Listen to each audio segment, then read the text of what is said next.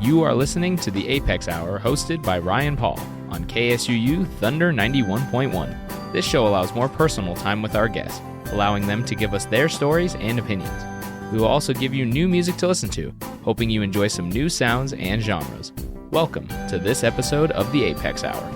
Hello and welcome back to the A.P.E.X. Radio Hour. I am producer Sophia Javaj, and today I am joined with A.P.E.X. Director and Professor of History Ryan Paul and our special guest Sarah Ford.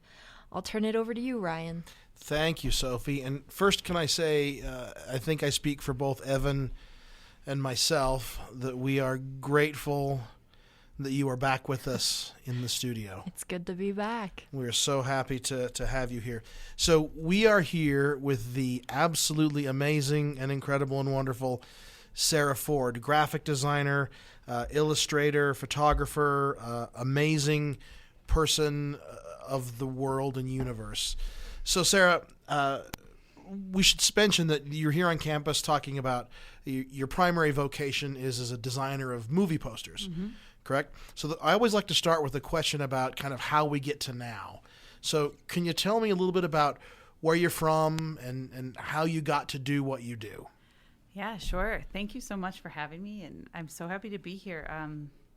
I started out in Michigan, outside of the Lansing area, and I went to high school. I was in a publication program where I did newspaper and yearbook work, had a really great high school teacher for that.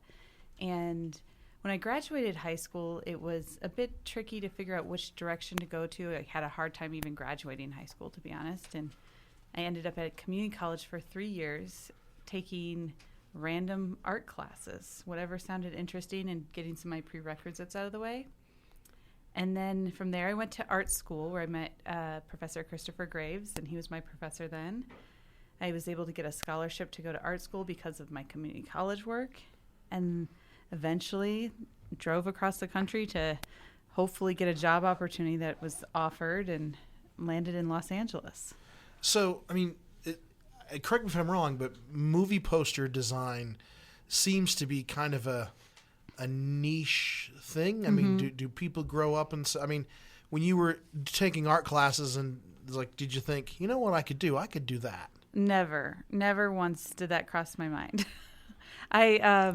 I do have one memory of watching a movie with a friend, and while we were in the movie theater, I looked over at him and I said, I know one day I'm going to do the part that comes before the movie. And I think I was more referring to like the logos that showed up or the trailer, but I didn't know what that was called. So I didn't even name it.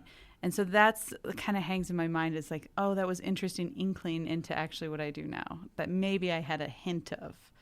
But I didn't know there was such a thing as movie poster design at the time. So you've used this term before, as we were talking earlier, that I was unfamiliar with, but you used the term key art. Mm-hmm. Will you define that for me, please? Yeah, so key art is art specifically made for a movie poster.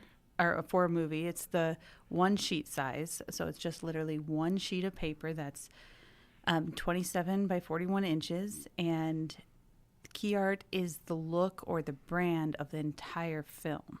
But it starts out in a one sheet, and then the key art will then maybe move into a billboard format or another horizontal format of some kind. But it is the look of the poster, which is then branding the whole film. So you've talked about the way streaming at some point has changed this idea of images. Can you comment on that a little bit about how you've seen those changes? Yeah, sure. It's so interesting, like especially being in the field while streaming came into play. All of a sudden it was like, oh, we're not just designing the poster for outdoor billboards or bus sides and the movie theater. Now we have to think about how this one image will look on a site next to a bunch of other images, and you're scrolling past them, and they're much smaller. So everything sort of changed pretty quickly. I feel like it was probably a couple of years where we were really grappling with like, okay, so now it's only going to be this tiny 1 inch by 1 inch, square rectangle, from thinking of it as something hanging on a wall that was much larger. changed everything. So I'm interested in this idea of, oftentimes we think of a movie poster sometimes either as an afterthought or as we just took a couple pictures from the movie and slapped it on. I mean, can you talk about, there are people who really care about what the poster looks like. I mean, obviously you do because you get paid for it, but this is a critical piece of a film, right? Yeah. It's so critical that a lot of times the process of making the movie theater starts before or while the film is being made. So we're already thinking of it maybe even before people are cast into the movie.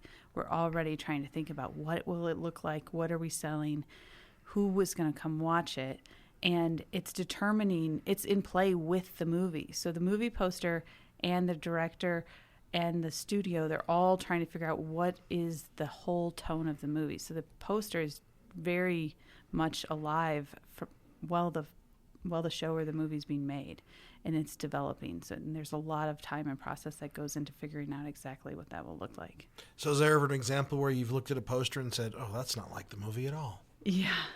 Good question. Let me think of one. I'm sure there has. There's been actually times where I thought, oh, the movie's a lot better than that poster, or that poster was really good and that movie was not as good. So it's happened in all the directions.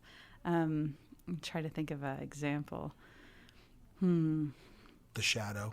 The Shadow. It's a great movie, but the poster was better than the movie, for sure. This happens all the time. Yeah. So do you find nowadays that the image of the film, the poster or the logo, whatever you're creating is, I guess my question is, historically, we know what the poster was, but you're creating more than just that. You're creating images of the film in multiple different versions that they'll use? Well, you first create the first version, which is the key art, and that's why it's named the key art. So that's determining what else will be made. But you're in the process of making the key art, you are doing multiple versions to figure out what that is. Does that make sense? Yeah. So, I guess my other question is, how does this work, right? Like you just say, oh, I hear this, you read the trade publications and say, oh, I see Martin Scorsese's making a film. I'll just write him and see if I can do the poster. Mm-hmm. How does all of this come about? Yeah, that would be really interesting if Martin Scorsese gave me a call. That's never happened. But what has happened is a studio exec from the studio who works with Martin Scorsese, they will call the agency, advertising agency. So there's multiple entertainment advertising agencies who has a whole team of people. And then I'll work on that team of people with the agency to figure out what the film is. And a lot of times the studio will then send over a creative brief. And the creative brief will have all the bullet points of what information we have, what direction they may want to go, or sometimes just what direction they don't want to go. Like, oh, we've already done this, seen this before, we need something new. So we take in that information along with maybe a script or some images from the show and start to formulate what it could be like. Sometimes it's very little information to go off of. And that's a little harder. It's like a puzzle without the pieces. Yeah, so, or like putting the pieces together without the image. Yeah, making up the image, yeah. So who gets the final say? Who says this is the poster I want? Usually the studio executives do. Oh, so it's not the creative people. Correct. It's the marketing. Marketing is not uncreative, but it's not the suits. Mm-hmm. Yeah, it is. They get to decide what they want. Yeah, they get to decide. Sometimes they will have a test group and run the different art. Say maybe they like 5 different pieces of art and they can't decide. They might have a test group of people and have them choose, and they figure it out that way. I've heard recently that they're also using AI to help figure out, instead of actual human test groups, having AI test groups. So like logarithms? Something like that, like Amazon or Facebook to decide what we think the best poster will look like? Uh-huh. Something like along those lines. I'm not exactly clear yet, but I know it's not human contact. Wow. So we'll see what happens. That's crazy. Yeah. So the days of are there like movie poster artists? Like, like there's the comic book artists that oh, this is the person. If I go to a convention, I want to get this person's autograph. I mean, are there people like that now that are still like doing that stuff? Yeah, there's a few, but they still are getting hired by the agencies usually. So the agency still you're working together as a team with the agency and still presenting multiple ideas as all the artists as a group.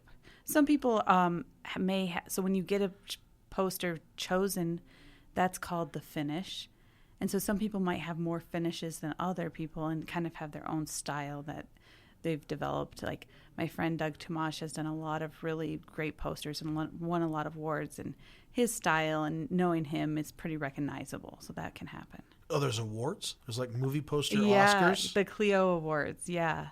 It's a huge event every year, and lots of different roads. There's also the ProMax Awards. There's a few different categories. And it's juried, and they just decide the best movie poster. Yeah, they have the number one movie poster, similar to the Oscars, But it's not always the number one movie. Correct. Like you could have a really super cool movie poster. Yes. But your movie could be like a Rotten Tomato. Absolutely. It could be 29% or something. Oh, wow. We won't ask for examples here because, we're in polite company. Mm-hmm. So what are some of the films? So you do TV. So there's not TV. I guess there's billboards and stuff for television, right? Yeah, yeah. But what are some of the recognizable things that we would know that you've designed? So Orange is the New Black was one big one. Some American Horror Story for FX. I worked on a few years in a row. What else? There's a lot. Hidden Figures we talked about earlier. Those are some of the really big ones. So Spider-Man, I think you said. Yeah, right? I've worked on that. So sometimes you work on posters and it doesn't get finished, but it might be a secondary piece too, or used as an international poster because there are different markets. Oh, really? Yeah. So like things like that will be like, okay, it's not used as the billboard or something here in the United States, but it might still get used in a totally another market as well. So that'll happen as well. So they pay you for your work and then may or may not use it. Most of the time, not use it. Really? Yeah. Majority of my work is not used and doesn't see the light of day. So have you ever designed a poster and they didn't use it and they paid you and then you saw the poster and said, oh, man, mine was better than that? I feel like that might happen once in a while, but usually not, because by the time it's gone through a few more revisions, it's gotten better. And there's been also retouchers that have worked on it, or other people that have put an input. So I feel like a lot of times it holds up pretty good. Like, I can see, I get why they chose that over mine. That happens all the time too. So doing this kind of work, you have to realize that other people are going to mess with it. Yeah. Lots of other people. There's a lot of cooks in the kitchen usually. So do you ever feel like that when someone's retouched it or done things, you thought, oh, you just took a Sharpie and drew a mustache on the Mona Lisa there? Yeah, that does happen. And then you'd kind of you have to let it go a little bit and not give up. You're still working on it, but like let go of some of the attachment to the way you wanted it to look from the beginning or the idea you had. So you have to be pretty secure in your self-esteem to be a movie poster designer. Yeah, or just go through the rock tumbler and eventually you're smoother than you were when you started. You don't have to be so secure at first. I definitely wasn't. I definitely still struggle with that. It's tough. But you do build up a resiliency to it. And you're like, okay, there'll be another one tomorrow. Huh. You keep trying. So thank you. That'll lead us into what I want to talk to after the break. But we're going to take our first break. And as we've talked about, and if you've listened to the show before, you know that we ask our guests to select some songs that resonate with them that we play. And the one we're going to play now is one called How Come You Do Me by the Cramps. So can you tell me a little bit about this song and why you chose it? I love this song. The first time I heard the Cramps, I was just really excited. I also chose this song because it's Halloween and it's October and it feels like the right mood for this time of month. Great. So this is How Come You Do Me by the Cramps.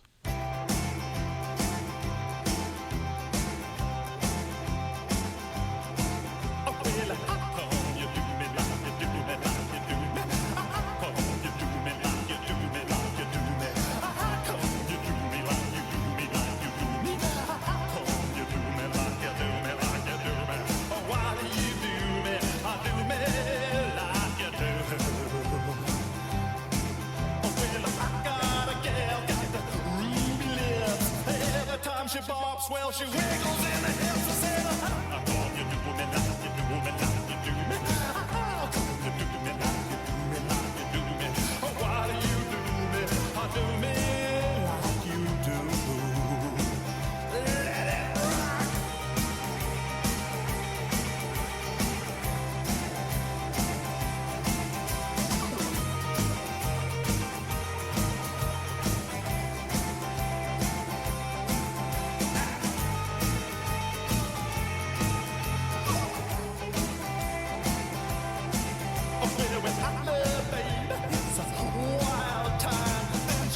Shaking like she does it all the time. I said, how come you do me like you do me like you do me? How come you do me like you do me like you do me? Why do you do me? I do me like you do. Oh, let's rock again. I love it when you rock again, yeah.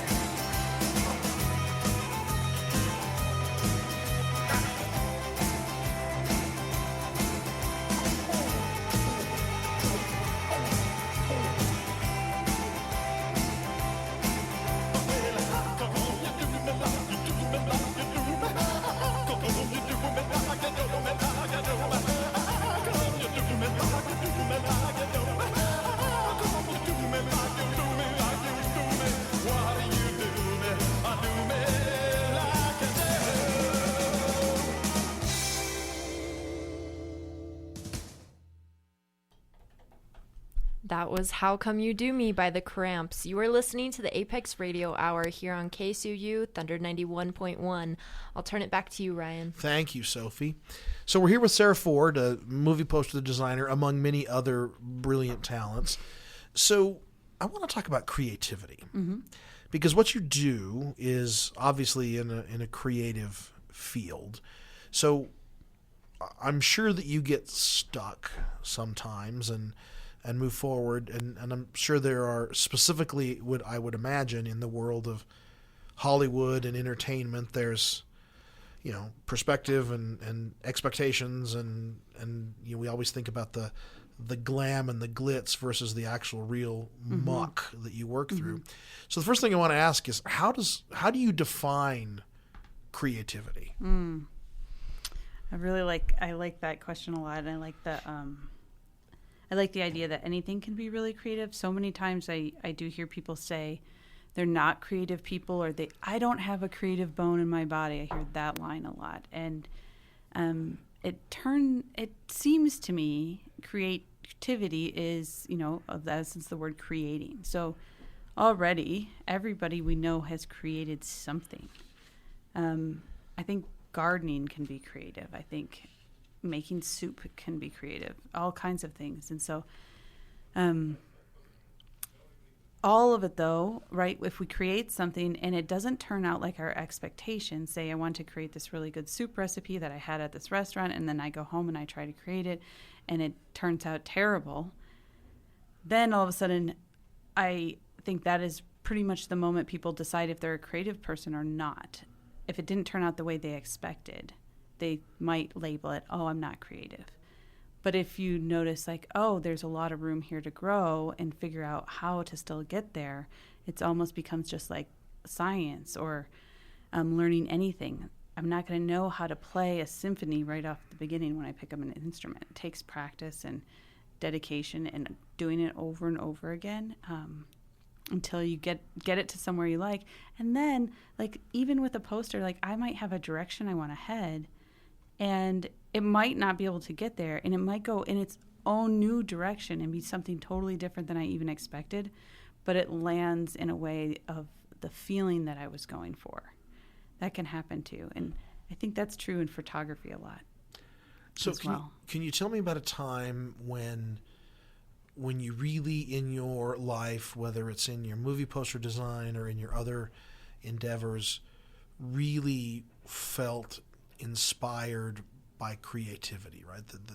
The eureka moment, or when the light came on. Is there a time that you can think of when that happened to you?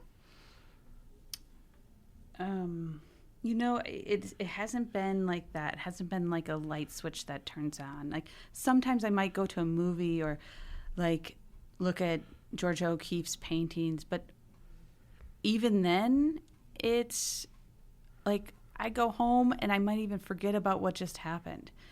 It's more of a building. So like doing a practice every day of drawing for 10 minutes in the morning or writing a little bit each day. And most of it is crap. Most of it you don't even want to look at again. There's a practice of actually not looking at it again, setting it aside, and still doing it again the next day. And then eventually from that, there is a bit of a light bulb that happens where all of a sudden it's like seeing something sprout and you're like, oh, there it is. There's the thing that I was hoping I would get to.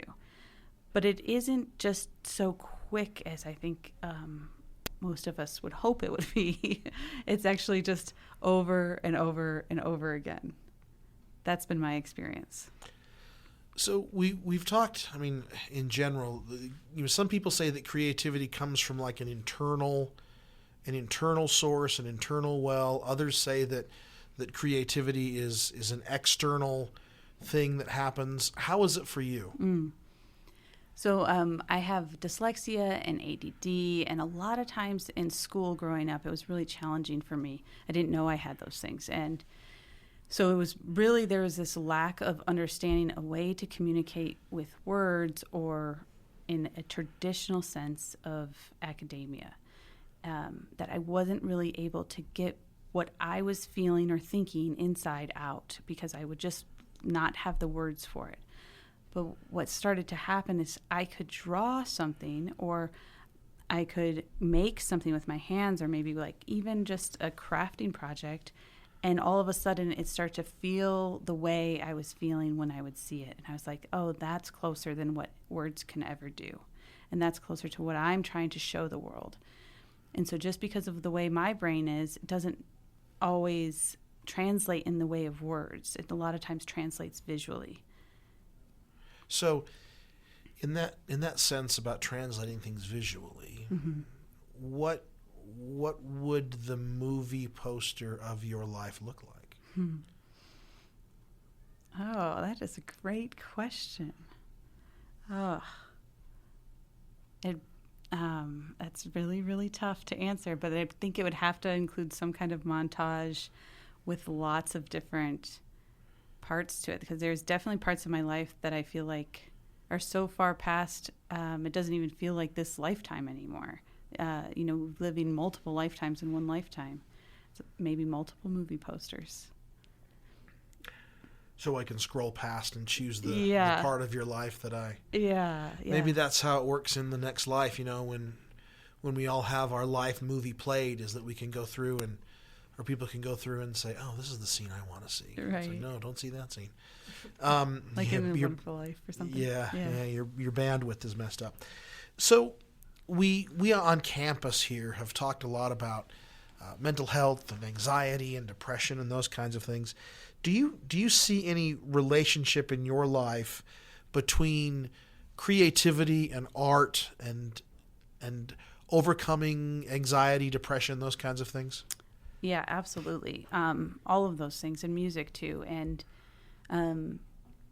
so I grew up with a lot of depression and anxiety, and sometimes those can swing back and forth even today. And working with those things, when I do have sort of a practice of creation every day, like I said, writing or doodling or something for myself, there is a tendency for the anxiety or depression to lessen. And what I've come to find out is when you're drawing, when you're writing, when you're playing music, it brings you all into the present moment. It's really difficult to actually be thinking about the past or the future if you're creating something. You have to be in the moment now. So I think that in this way, whatever a creator is creating can help alleviate a lot of anxiety and depression. That reminds me of a quote that a guy named David O. McKay said that I can tell you, like, I'm paraphrasing, who a person is if you can tell me what they're thinking about when they're not thinking about anything at all. Right? I mean, I think it's this idea of it's hard to be, when you're focused on the present, reflective of focus on where you are. It's a little bit different. It's like what does Yoda say? Where you are, what you are doing. Yeah. Not about the past. So what a lot of people have, songs or whatever music that when they're feeling in a certain mood they want to play, sad or happy or whatever. Is there art that inspires you that way? Oh, sure. Yeah, tons of art. The Basquiat show I just went to in Los Angeles was amazing. He had a real way of allowing what he was feeling to come out onto a painting and just kind of break down all rules and barriers that maybe was set before. Sometimes destructive art can be really inspiring to me. So creating something and then destroying it, and that freedom of impermanence, and that it's actually not something we hang on to forever. It's like everything, it dies too. I find that really helpful for my mental health, but also just to actually be able to create something and then destroy it is pretty liberating. Have you done that? Yeah. Feels really good. I did this art installation piece to create a safe space when I was in university last year, where I dried flowers for about 3 years. I was drying these flowers in my garage, and then I hung them all. I spent maybe a week hanging them on string so that it created an entire installation piece that was almost like a room full of dried hanging flowers, and then crumpled them all up and put them back in the earth. And it was amazing. It was just for that one moment. It took 3 years to collect, to build. We had a practice together in it. It felt really safe, and we were able to share in community and then watch it dissolve. You get to start all over. Oh. I don't know what to say after that. That's pretty impressive. I don't know that I would have the self-esteem. Well done. Well done. So when we talk about, I'm interested in your opinion on this as a professional. So if, they talk about mood boards or idea boards or boards of inspiration as you're designing a home or whatever else. So if you had a binder in front of you of a number of movie posters, not films, but movie posters that you have been inspired by or you think there's something special here, I'm interested to see what that list would be. So list and recall is a little tough, but first comes to mind is Don Bailey's poster, Silence of the Lambs. I've told you about that also, and has the moth over Jodie Foster's mouth, and then within the moth is a skull, and within the skull is actually two figures of two women. And she was really inspirational, and I actually didn't know that was her poster till after I'd known her for a little while and put that together, and that was amazing. What else? I love the X-Files poster. Another friend of mine, Chris St. George, he designed it, and the two main characters, Scully and Mulder. Yeah, Scully and Mulder. They're walking, and as they cross, their shadows create a giant X. It blew my mind. There's so many. There's a ton. What do you think your best work is? So tough. What would you think those two friends of yours would say? Oh, this is a Sarah Ford. It would probably be something with female characters. Probably when I was working on American Horror Story with the Coven, that was pretty exciting. Or Orange is the New Black. I really love doing character banners and getting closer to characters and people and figuring out what they are like individually. So that was really fun. Describe what a character banner is. Sure. So character banner is a poster, which is a one sheet. So it's one poster of each character in the story, so in the movie, and you're focusing in just on them. So they get their whole poster.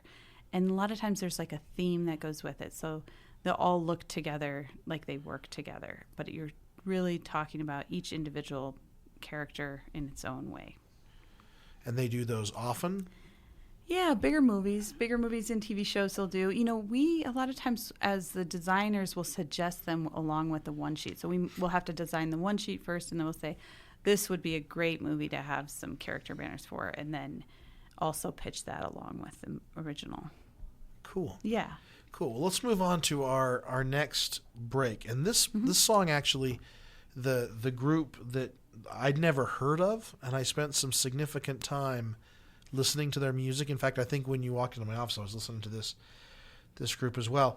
This is Belle and Sebastian, and the song is called "The Blues Are Still Blue." So why?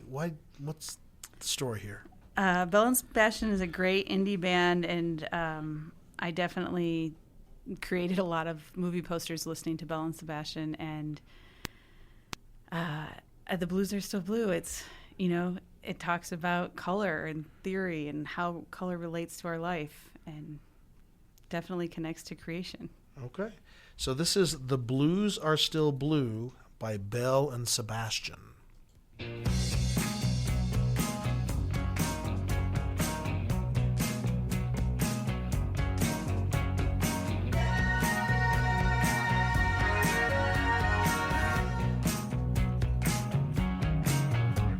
Well, look at the kid from school. He's teaching mamas and papas how to be a little cool. He's changing fashion the way he dress.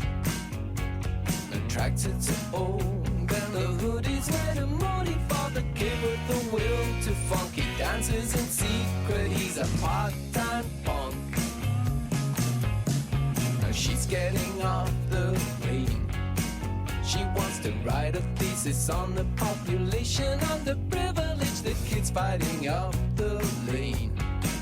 The shoplifting, just drifting like the switchblade and the cross. But if there's trouble, she's got the move. She's taken an elementary class in Kung Fu. I left my washing in the laundrette. You can put some money on it. You can place a little bet that when I see my washing, the black will be gray and the white will be gray, but the blues are still blue. I'm crying out for my mom. If the malady don't go away, we're in a little trouble with the boss of the company. I'm a singer, a swinger, I'm a layup, but laying on the dock and the lazy. Some will never quite relegate me to a bum.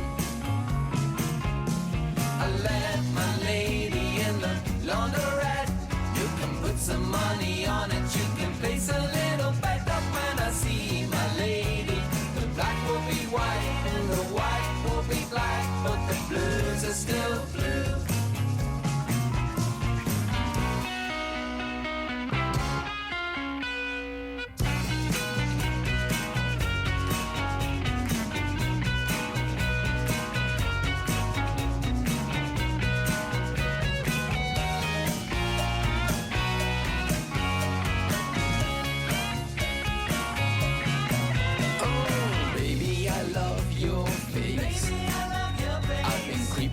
This time because all creeping's just my way, but with a little wink I'll be there.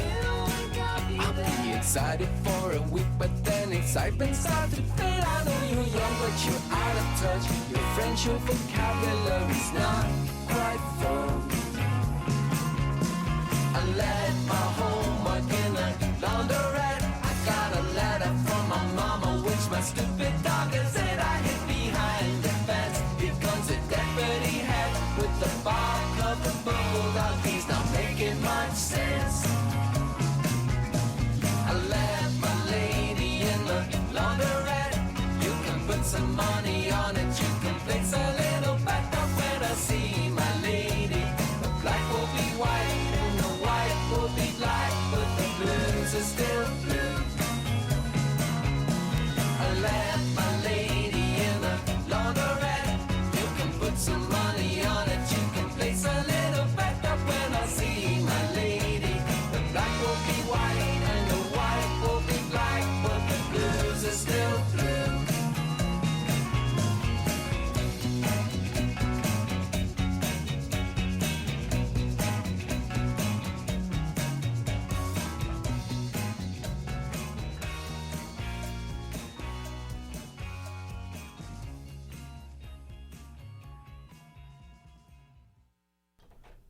That was The Blues Are Still Blue by Belle and Sebastian.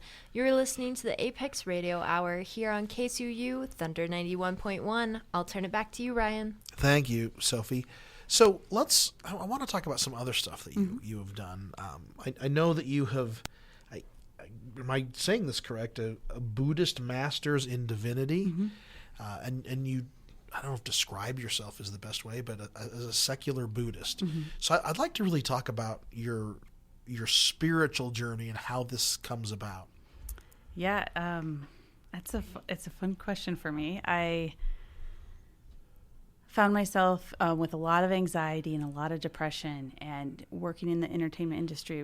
I was pretty stressed out at my late 20s, and a therapist had recommended that I try some meditation. And I honestly, at that point, probably rolled my eyes and laughed and was like, no, that's some woo-woo stuff. I'm not doing that. And then she kept recommending it, and then I'd hear about it from somewhere else, and I thought, okay, well, maybe I'll give this a shot. It was really a shot out of desperation. I was really struggling mentally, just feeling comfortable at all in social situations. I was working really late hours. I was using too many coping mechanisms that weren't helpful, like alcohol. And I looked on the internet, and I found a meditation studio by a guy named Noah Levine. And he's an old punk rock guy who started this meditation hall in Los Angeles called Against the Stream. So I went to one of their sits, and I thought, okay, we'll give this a try.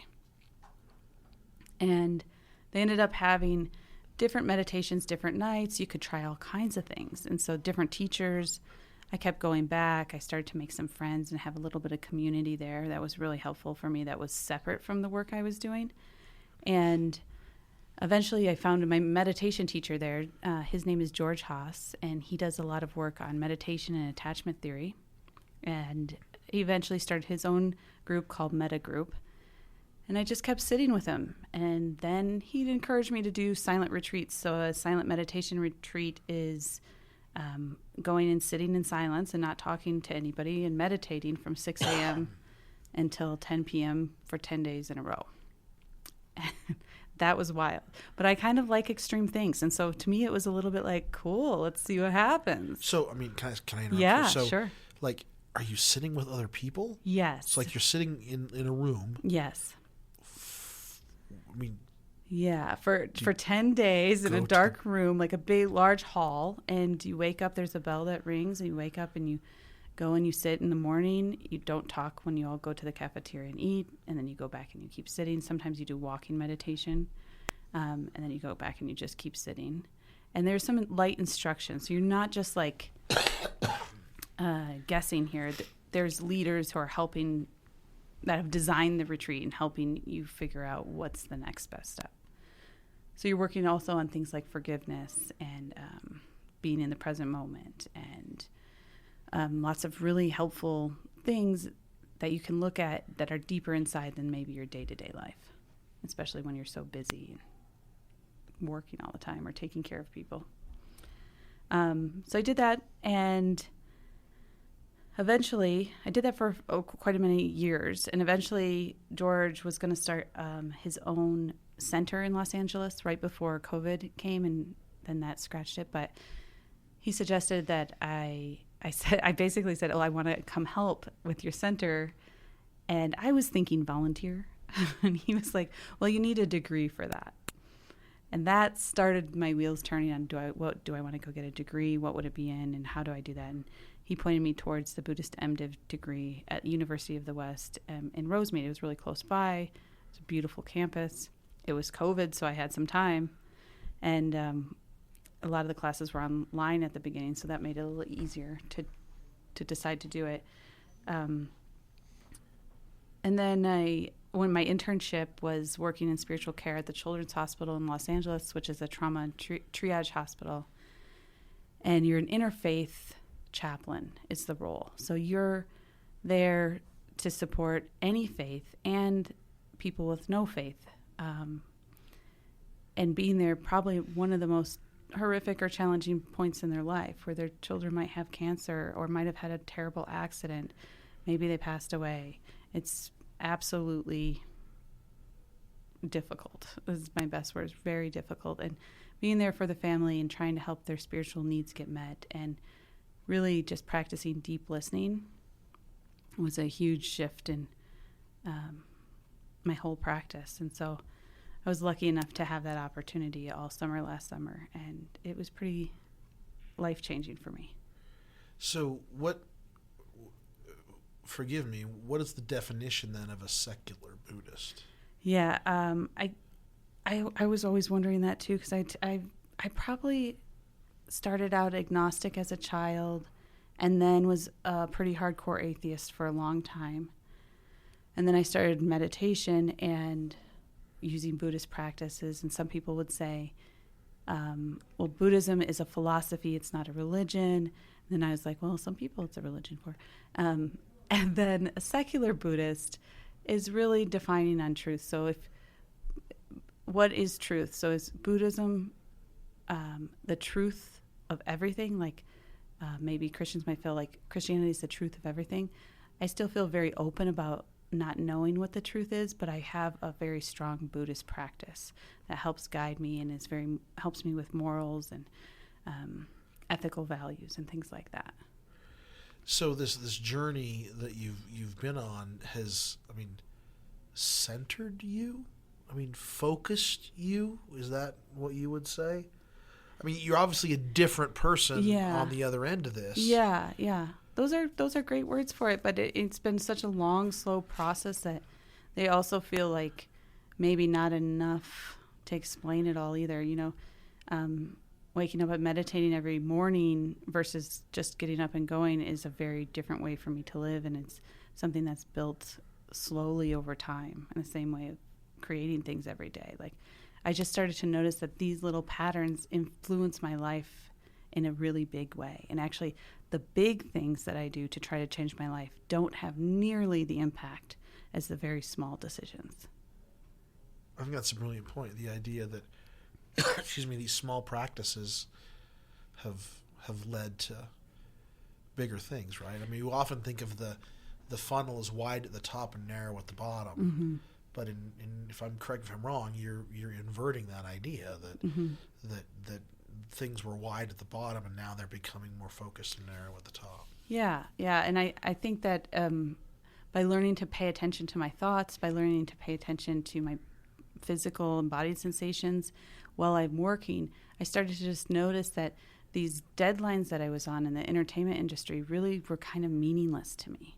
Like, people would be really stressed out about getting type right over to the poster, and eventually it was like, well, if I'm going to be this stressed out, maybe there's a way I can do it where it's more meaningful or not be this stressed out. One of the two, because it really doesn't feel worth it, the amount of tax on my system of worrying about something that doesn't really matter that much. So do you feel that you live more deliberately now? Oh, absolutely. Yeah, more intentionally. And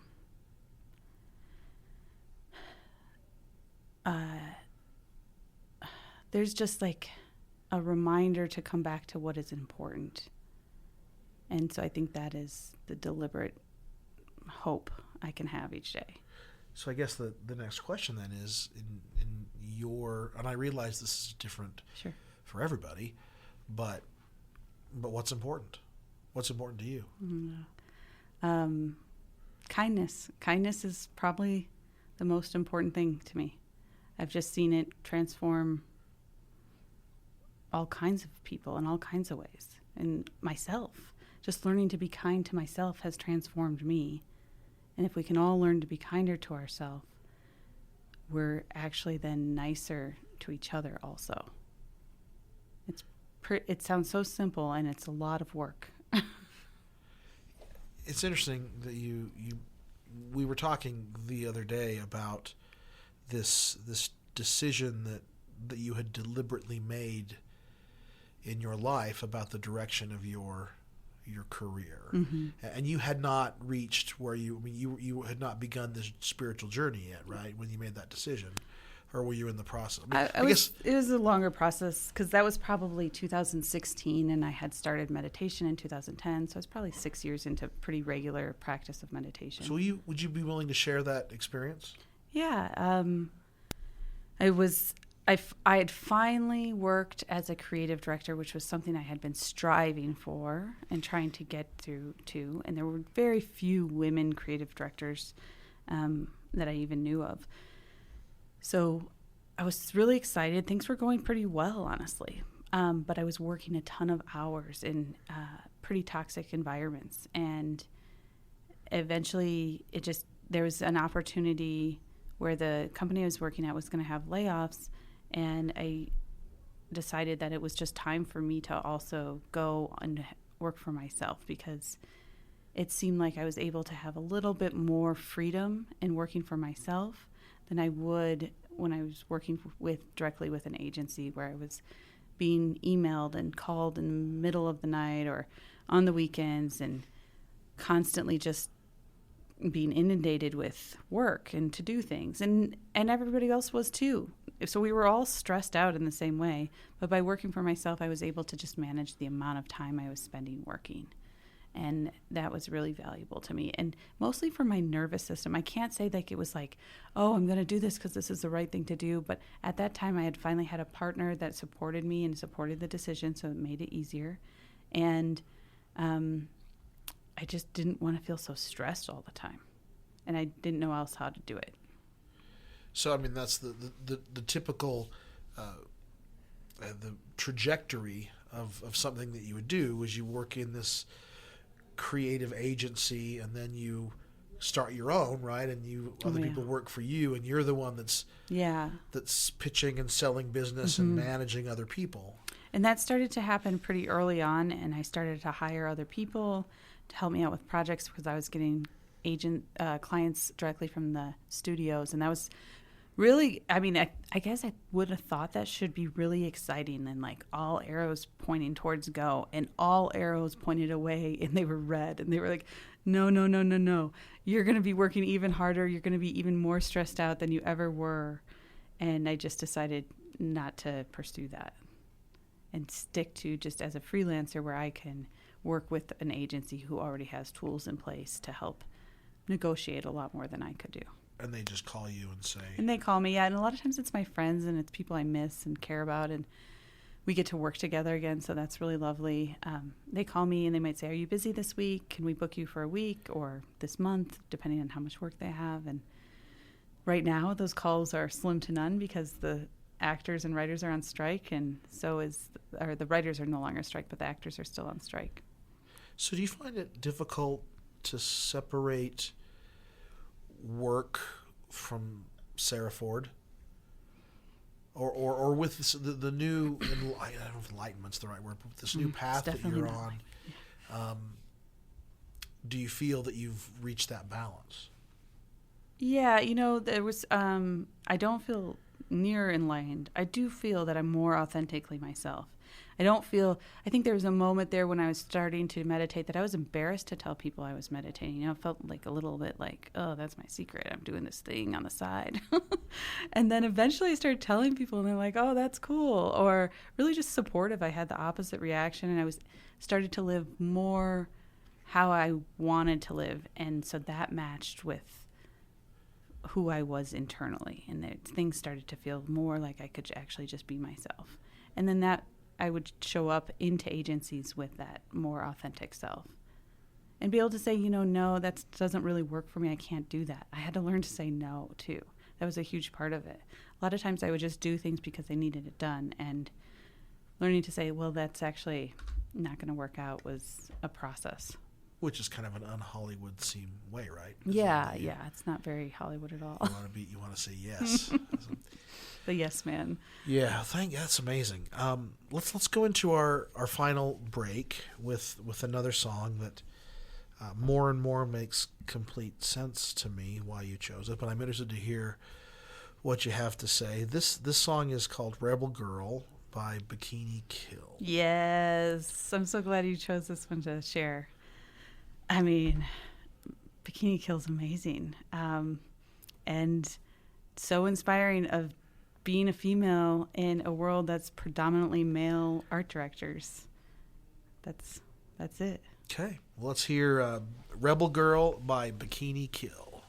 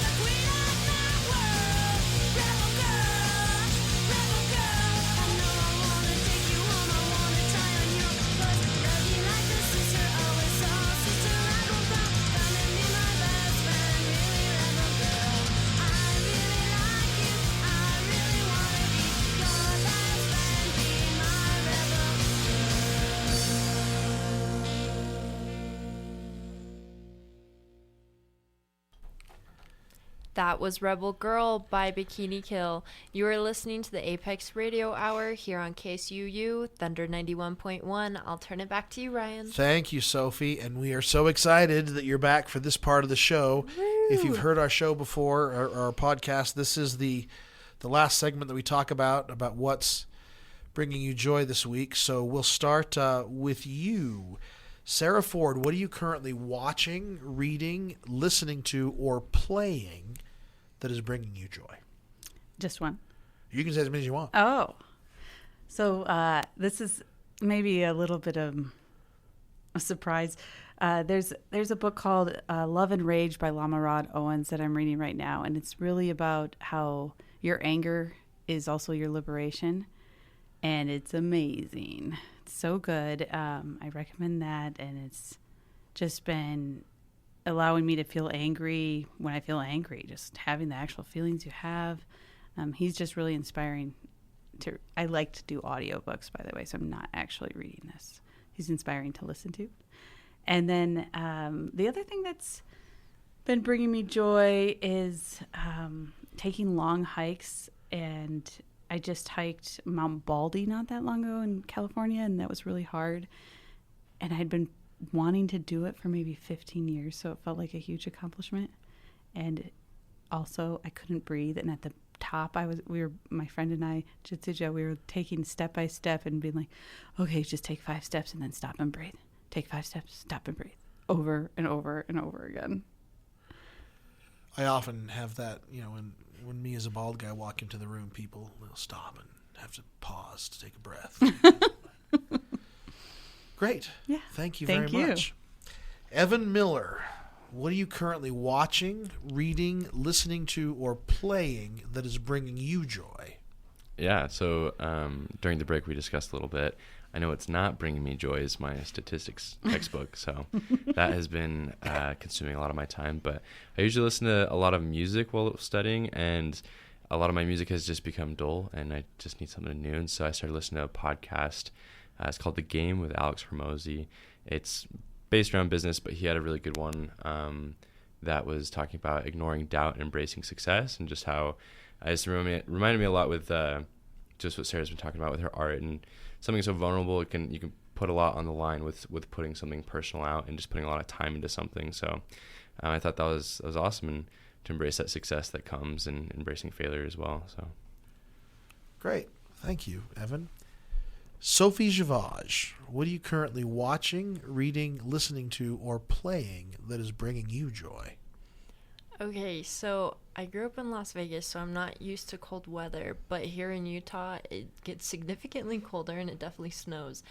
And I feel like, with it being fall and it like transitioning into the winter, it gets colder, you stay inside more. I consume a lot more movies and stuff, and me and my roommates were decorating for Halloween last night, and we started Gilmore Girls, and that just brought me so much joy because I feel like it's just such a good fall movie, and I've been talking to all these different people about all the fall favorites that I want to get through so I can truly appreciate and embrace fall. So that is what's been currently bringing me joy. If the internet ever goes down, by virtue of marriage, not that I have this, we actually own the box set of the Gilmore Girls. Good to know. On the old-timey DVD. I was going to say, do you have a DVD player, though? We do have a DVD player. I actually have a VCR, too. Amazing. I mean, I don't use it that often, but I... Should I pretend I don't know what that is and ask you, like, oh my gosh, Ryan, what's a VCR? No, I actually do know what that is. Fun fact. I know your parents. I know your Oh parents. my They have gosh. VCRs. They cultured me. They cultured me. did. Okay. Good people. Yes.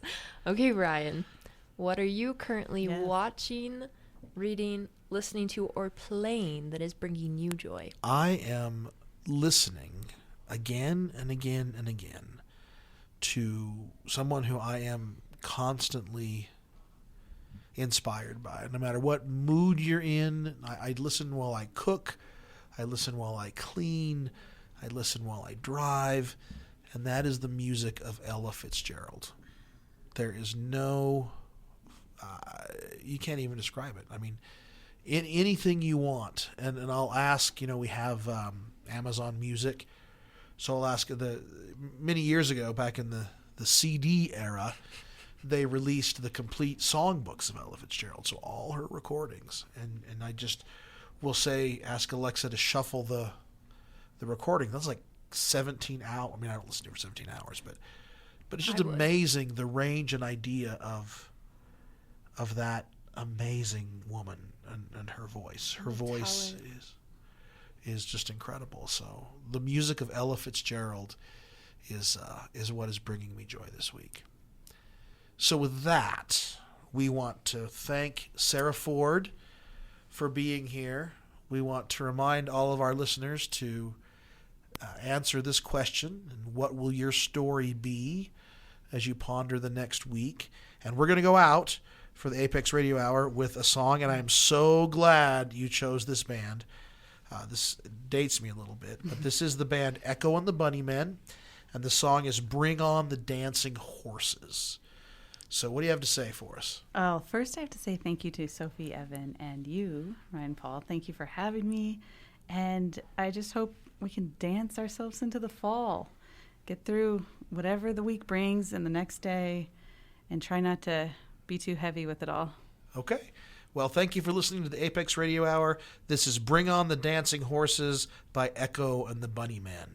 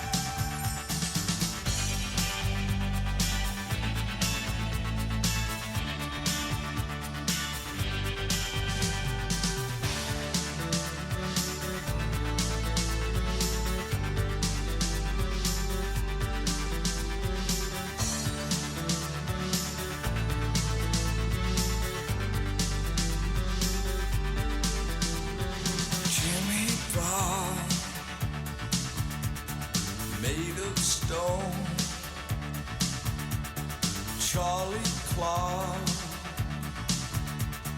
no way home. Bring on the dancing horses, headless and all alone. Shiver and say the words of every lie you've heard. First I'm gonna make it, and then I'm gonna break it till it falls apart. Hating all the faking and shaking while I'm breaking your brittle heart. Billy stars all alone, sinking inside, skin and bone. Bring on the dancing horses, wherever they may roam. Shiver and say the words of every lie you've heard. First I'm gonna make it, then I'm gonna break it till it falls apart. Hating all the faking and shaking while I'm breaking your brittle heart. Brittle heart. Brittle heart. Brittle heart. And I listen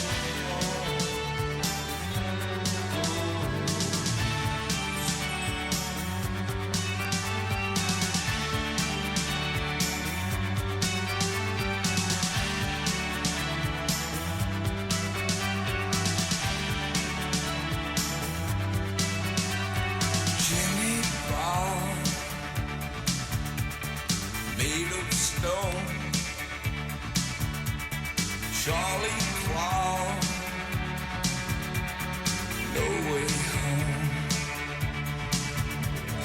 Bring on the headless horses, wherever they may roam. Shiver